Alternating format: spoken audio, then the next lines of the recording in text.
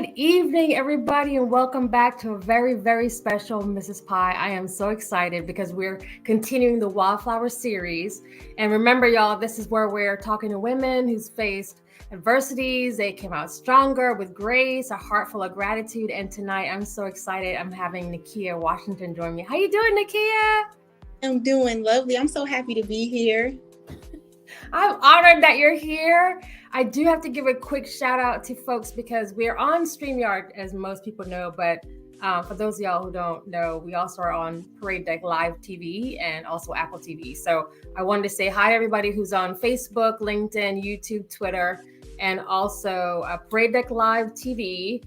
There's a community of 6.2 million or so folks over there on those streets, and also whoever's going to catch us on the audio podcast at the end of the week. So I'm honored that you guys would, keep watching us. But I am really thrilled because Nikkia, I think you're, when I was trying to pull together the WildFlowers series, and I just want to throw out a big shout out to Nate Todd, who is my road manager. And so we're talking about, I knew that the Lord wanted me to talk to a specific group of women at a specific time frame. And so this is, talking to 8 women who've gone through some things and are on the other side. And the idea is to just hear more about your journey and really help women. The Parade Deck community that I mentioned, they're veterans and military spouses. So it's global. And so I think everybody's going to be able to, really benefit from your experience. But before we talk about unplanned perfection, on your website, y'all, and I dropped it in the chat, on your website, you talk about a bathroom experience. And I got to know what that is. So can you tell us a little bit about what that was for you? Yes, I say it was like this movie moment in my life. I look back on it and it still feels so surreal in a sense. I think it was the height of my brokenness. I had that moment right after I had my daughter. So I was still in the hospital with a newborn, and they wouldn't let me leave because I had high blood pressure. I was going through a divorce. It was just a really, really low point in my life. And I carried just such a heavy weight that entire pregnancy. And I just kept thinking, okay, as soon as I have her, like, it's going to be okay. Like the weight is going to be gone. I just need to make it to delivery, and then I have her and it's going to be okay. And I think in that moment, I realized, wait a minute, I feel heavier. I feel more stressed, more in despair. And I realized that wasn't going to be the end all be all, that this was something that I was going to have to maneuver and live with and be gracious through. And I just think once I made it to the shower, so I'm in the hospital room, and I just asked, I just need to shower. And so I get in the shower, and I think, your mind is running in the shower. Yeah. I realized, what my life was going to look like. And it was me being a single mom of 2. And at that point, I didn't have a job. I didn't have a car. I just didn't know how I was going to be able to do it. And I think it just all hit me at once. I don't remember hearing myself crying. It was like slow motion, and just this wail just came out of me. And next thing I know, I'm just like on the bathroom floor in the hospital with my daughter, in the bassinet, and just kind of realizing what my life would be at that point. Wow. And that's so powerful. And I think the other reason that stood out for me is the honesty behind that, because I think a lot of us have those bathroom moments. We dare not speak about it. But every time I talk to women, especially, I tell folks, don't swallow your testimony, because it's meant to bless somebody else. So the fact that you were open and honest enough to share that, I think, is so incredibly important. So for those of y'all who've gone through some things, y'all, okay? Yeah, that's why we got Nikkia. So tell us, let me just do a quick shout out. Hello, Dumping Ground Podcast, who's on here supporting Nikkia. Why are you bringing fan club? I'm just kidding. Hi, Dumping Ground. So can you tell us about what is unplanned perfection? So, I had some trauma in my childhood, and I think it created this sense or this desire to want to control. And I did it in this way of making plans, so Mm. I had decided that, I'm going to make sure that I'm in control of my life. And so I'm going to do this, I'm going to do well in school, and I'm going to get married. And this is how my life is going to go. And I just wanted to make sure that I could kind of safe keep myself. I felt like I, needed to safe keep myself from any more pain. And so I made so many plans, and going through a divorce, that was never in the plans. I waited until I got married to have kids because that was the plan, and things are supposed to be perfect when you plan them out. Yeah. So I'm like, no, like I follow the rules. Like, why is the outcome not looking the way that I had envisioned? And so as I was going through that whole process and learning to accept what my life was developing into, I wanted to create a platform that allowed for, just honesty and transparency. Because what I realized, people were like DMing me or pulling me to the corner to talk about these things. It was like a secret, you know what I mean? So, but I just felt like, no, like, let's say it. Like, because if you allow yourself to actually speak your truth and to lean into it and in a sense, like embrace it, then you get to the other side, which is what God intends in the first place, and that's where you find, your purpose, the perfection in it all. But when we don't allow ourselves to do that, we kind of get stuck in that cycle. And so that's what unplanned perfection was. I was talking to like my therapy coach, I call her, and we were trying to figure out a name for it. I'm like, and we're just talking it through. And when that one hit, it was just like, no, like literally that encompasses just the evolution of what my life has been. So how, as are you talking to women and this other community that you're building out, what would you say is maybe like roadblocks that women have? Like, why don't we? Why don't we do this? I think, first of all, it's the plans, right? Like, so we're kind of bred into thinking that this picture and that only picture is the picture of success. It's the picture of accomplishment. It's the picture of what you should be as a woman. And so many of us, for so many different reasons, fall outside of that picture. And that because then it's like when you see other people falling into it, it's well, why not me? And when you don't say it, right, you keeping it inside, then it creates room for shame and guilt and cognitive distortions and things that you're telling yourself that aren't true. And so then you're holding it in because I'm not telling my story because I'm ashamed of it, Right. This is happening to me because I'm not good enough or I'm not worthy. And so I think that's the biggest block. And I mean, for me as well, I feel like I've been so transparent. My natural inclination is not this. Like, I'm super private. Believe it, like I am really private. And but I have even found just so much freedom in just being and saying what it is, what it was. And so this journey, what I thought was for so many other people, has honestly been an evolution for myself as well. So how can women come to unplanned perfection, and what kind of women kind of gravitate towards you? I would say just women who are at that crossroad, and it's not just one. I mean, I think we have it in so many different areas over and over again in life, right?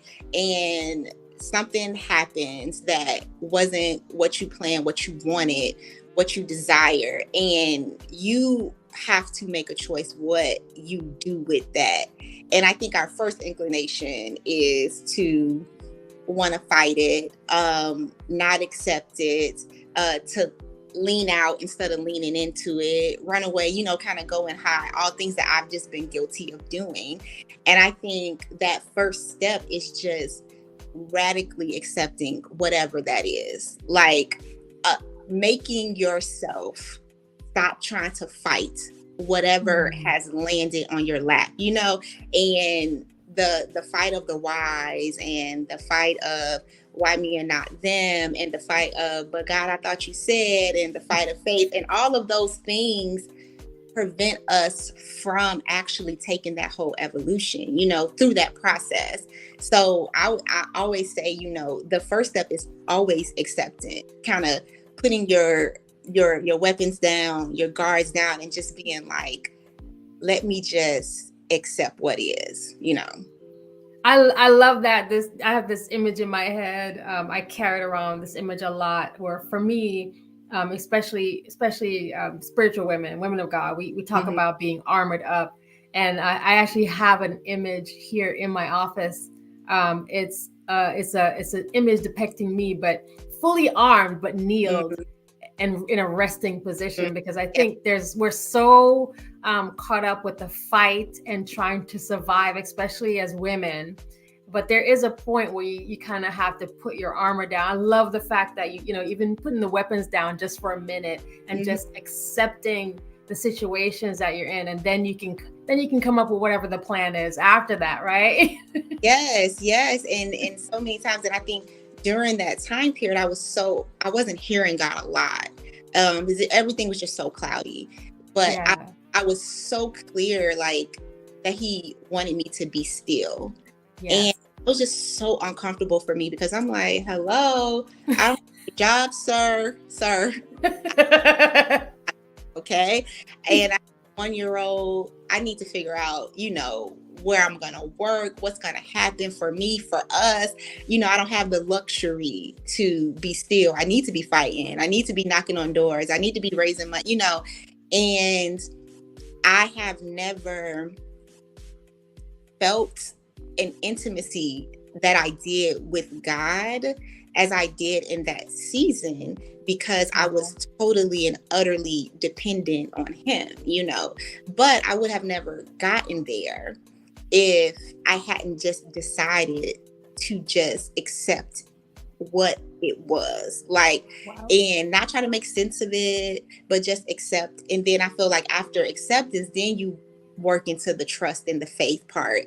But you can't even have faith, like true faith, during a rough season if you can't even accept what it is.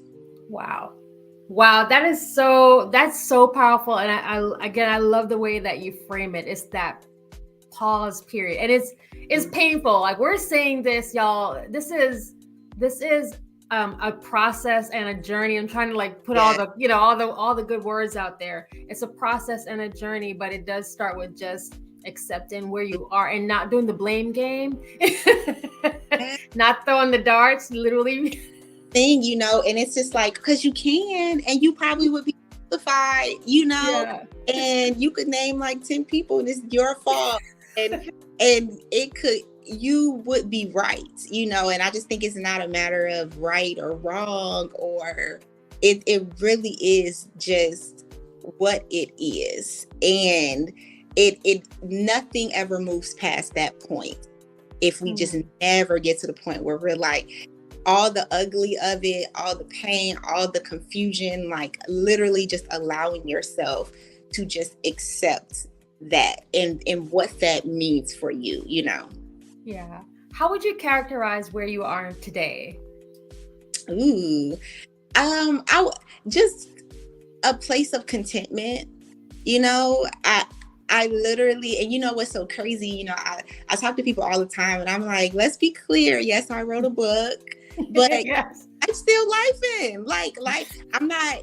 We're not. The book doesn't end, with this fairy tale, and then I still have to have a conscious faith with God. I still, fight against like my triggers. I still talk back to myself when, things come up, but I am at just a totally different place of contentment because I know who God is. Yeah. And I know who I am. And I think that positioning is a positioning that I just haven't had in life up until this season. That's also a measure of spiritual maturity, because there's a lot of I have a whole rant that I tell to people all the time that age, it's not an age thing. Mhm. There's a different level of the spiritual maturity. So there's a Yeah. lot of people that are still, fighting the same fight from 30, 40 years ago and haven't figured out, like, yeah, heaven doesn't respond in that way to that thing. And for you, it sounds like you've kind of landed into that, and you have that Yeah. spiritual maturity. So your approach is different. Yes, and it really is a choice, and I cringe when I think about the infancy of my relationship with God, because it was so toddler tantrums, and I would lean in, and then something would go wrong, and I would be like, "Oh, you for me, like, this ain't the way this is supposed to work," and just go into a full tantrum, like, God, you don't care about me, and lean out and go do my own thing, and then decide that own thing isn't working, come back, lean in until something happens that I don't like, and then I'm storming off in a tantrum again. And it crippled my relationship with God for years and years and years, because I had never gotten to a point of just true intimacy with God, because I just wasn't sticking around long enough. As soon Mm. as inconvenience happened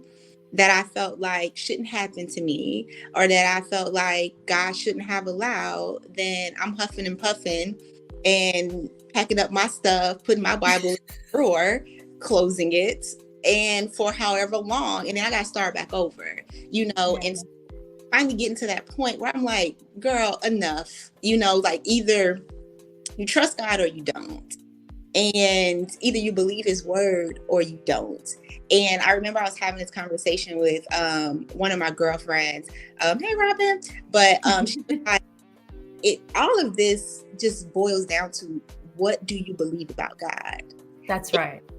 Because if you believe that, like, he's a loving father, and if you believe that he's not like having this whip and just can't wait to punish you, or if you believe that, everything that he's doing is for your good, that he wouldn't withhold a good thing. If you truly believe that about God, then it's going to shape your response to the inconveniences of life. Because even though stuff hurts, when I know that I have a loving father who's in this some way, like, I'm gonna show up differently, versus if my belief system about him is a little shaky, or if I am, what I used to do, I feel like I used to put God and my dad in the same category. Mm-hmm. And so I'm bringing daddy wounds to that relationship. So I'm like, I knew you wasn't for me. I knew you was gonna leave, because that's what y'all do.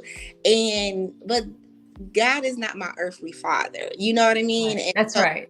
changing your belief system also impacts the maturity of your relationship with him, because what do you truly in your heart of hearts believe? Like, not what you say, but what do you Right. believe about God, your father? Because intentions matter, and so that your God is for you, totally different stance. Like, your positioning is different.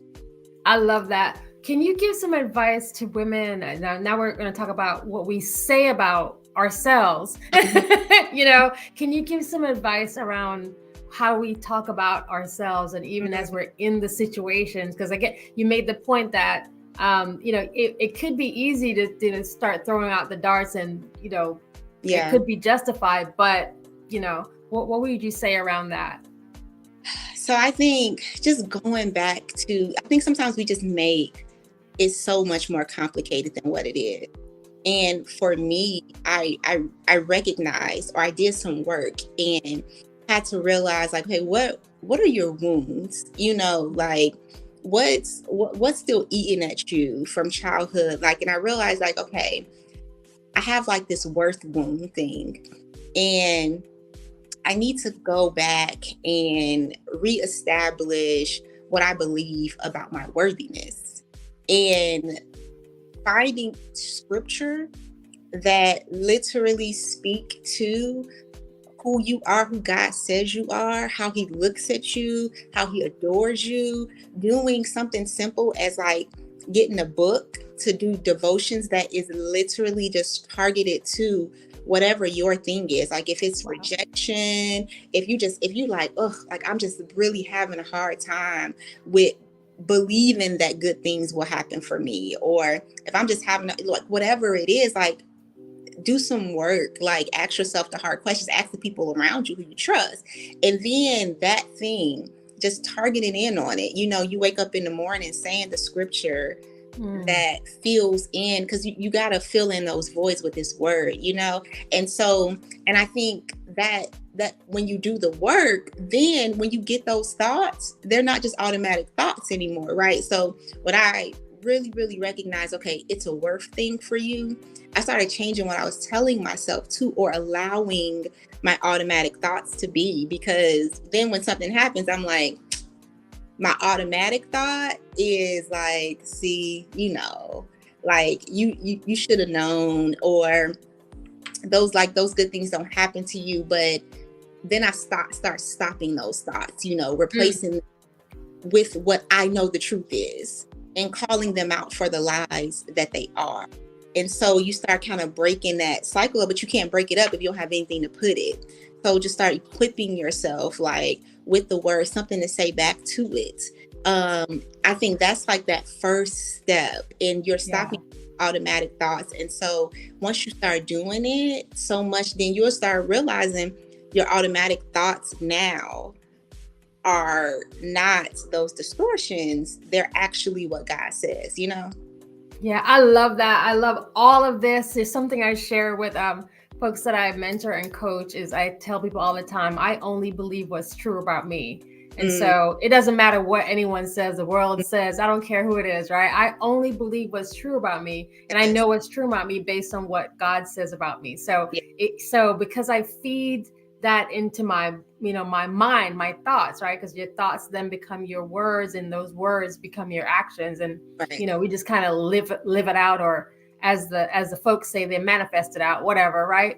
You actually start creating and being that thing that you actually thought. So if you don't think you're valued or highly favored in his kingdom, then you're going to act out your life in that way as someone that, you know, has no value in the kingdom. And that's just not true. So I mean, and I love it. Again, I love all this. And like I said, I know we've got folks on the Parade Deck TV screen watching us now. I wondered if you could share some advice for especially a lot of the military spouses, or, you know, across the world, they're separated. Thanksgiving is a kind of a rough time, would be away, you know, away from family. I wondered if you could share just some words of encouragement for those women as well. Yeah. You know, I think the biggest thing that I have learned, I am such a runner from uncomfortable seasons. I'm like, nope. I want to run and go hide in the corner, heal like Wolverine, then come back out when I'm better. And, you know, I could just be so hard on myself, especially during rough times. And, you know, I think there is so much power in just grace and allowing yourself to feel what you feel. And I think it's okay to say, like, you know, today it sucks. I'm sad. It's heavy. I want to be across the country with my mama, and not allowing yourself to stay there. But I think that the grace in making what you feel humane, and not trying to, like, I think sometimes we just want to go straight to the, like, you know, girl power, strength, like, all right, bounce back, you know, we strong, resilient, and we are. But I think it's okay to be like, but like today I'm just gonna cry in the bed all day. And so I think being gracious with yourself during like a tough season, during a holiday season. I always say, like, holidays are rough for me as well. Because, sometimes like holidays, I split custody with my kids. And so sometimes they're with their dad, sometimes they're with me. And I used to want to fill that in so much and pretend like that wasn't, until I just said, no, like, actually, I'm just sad. Yeah. And tomorrow I'm gonna get up and clean up and do stuff, but it's okay today to be that. And then I think after and I guess it just goes back to the acceptance of what is. And then I feel like then after that, just being very conscious about just caring for your soul in hard times. It doesn't always have to be you out and being just super productive and just being superwoman. Just making sure that you're doing what you can, be it leaning into your spiritual life with God, be it being like, all right, like today I'm about to go and get a massage, and I just feel like all of that really, really, really just does wonders for navigating, because we can't change what is, but what we can make sure is that we're taking care of ourselves, and that we're showing up just authentically as we can throughout it. I love that so much. And I'm drinking it in for myself. I don't know if y'all don't need it, I'm taking it in for myself. That is so amazing. Y'all, also on her website, unplannedperfectiononline.com, Nikkia is a fashionista, y'all. So like a real one in real life, okay? I love, like, when you go on that website, I love your style. I love your style. I love your beautiful children. It's like, when you go on, what I really appreciate, I get lost just going on the site. So sometimes that's my thing. Like, shopping is my it's my thing. Fashion is my thing. And so when I come on, there's that space. I like the escape that you get just coming on and so I just want to encourage people, please go and check out unplannedperfectiononline.com and just see what she's about, and learn more about her, read the blog, watch the videos, follow her on the social media streets. No stalking, please. So I've got, hold on, there's a comment about and the red lipstick. Yes, right? We all over it, y'all. Listen, Ruby Woo is Mac. Okay. Yeah. It's just like, just send me, like, why are y'all playing? Just send me just at once. Just, it's literally, I really try. I try to switch it up. I'm like, I'm gonna do deep red. Like, no, you're gonna do what you're doing. You're gonna stay right here. So, but thank you. And for those who don't know, Ruby Woo is the best color. That's by MAC, and so we're shouting out MAC. Y'all need to check yourselves if y'all know that. Yeah. It is red lipstick. It is the red lipstick. I am so grateful. Thank you so much for giving us your time and sharing your words. Like I said, I think it's going to be so helpful and encouraging for those of y'all who are going to be listening on the podcast. She's just as beautiful in person. Y'all just missing it. You just come back and watch the video so you can see her for real. But thank you so much. We're going to hang out a little bit in the back. There's Mac in the building. Dumping Ground podcast. Shout out to Dumping Ground podcast as well. Thank you so much, and thank you everybody on the Parade Deck TV. I see all over there. But really, y'all, seriously, go and check out her website and just follow and support, and do what you can. And so we'll tell them good night, and then we'll hang out in the back for our after party. Okay. All right. Thanks, y'all. Bye, guys.